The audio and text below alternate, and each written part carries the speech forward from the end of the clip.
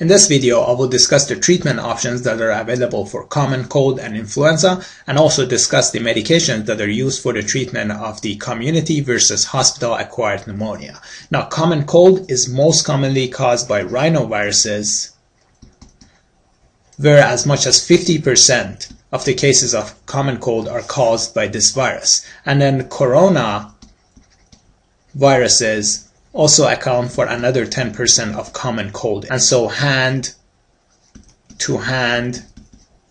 transmission is the most common route of transmission of these viruses. So patients with common cold presents with malaise, cough, sore throat, and nasal discharge. And then patients with influenza infection also have exact same symptoms in addition to fever, headaches, and myalgia.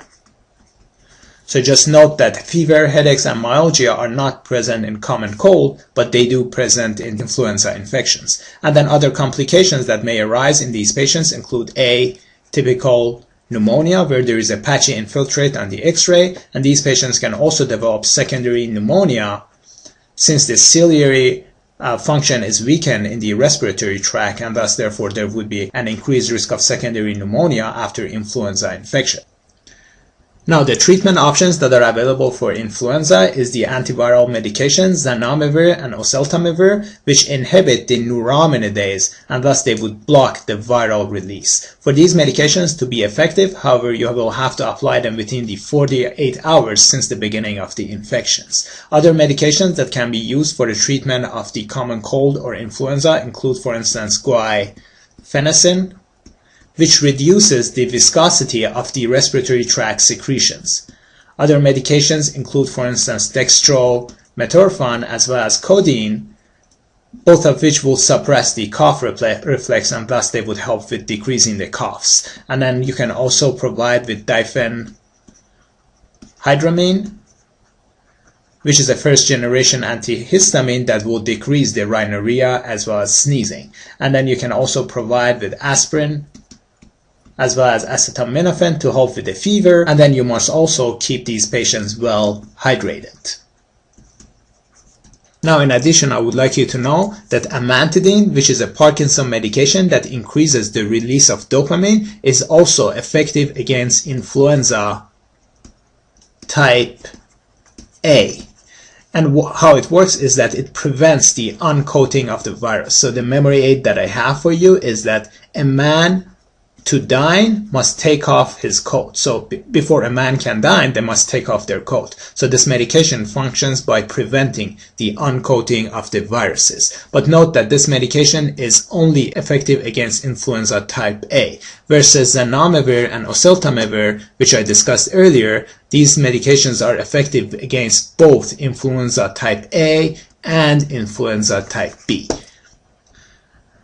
And then finally, I would like to discuss symptoms of pneumonia and the treatment options that are available. So patients with pneumonia present with cough, fever, pleuritic chest pain, dyspnea, as well as sputum production. And then on X-ray, you will see lobar consolidation.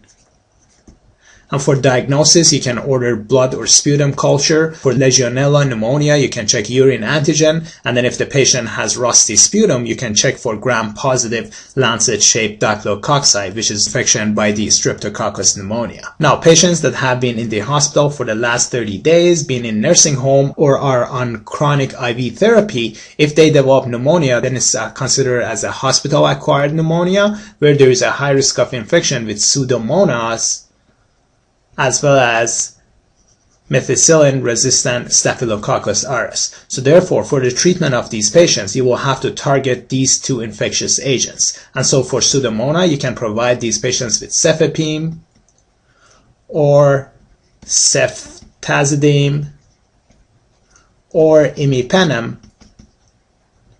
And then for MRSA, you can provide these patients with linezolid or vancomycin. So any of these combinations you can use for the treatment of hospital-acquired pneumonia. And then for the community-acquired pneumonia, the memory aid that I have for you is called Queen Max, or the other memory aid that I have for you is McQueen Dog. So the medications that you can use for the treatment of hospital-acquired pneumonia include the quinolones.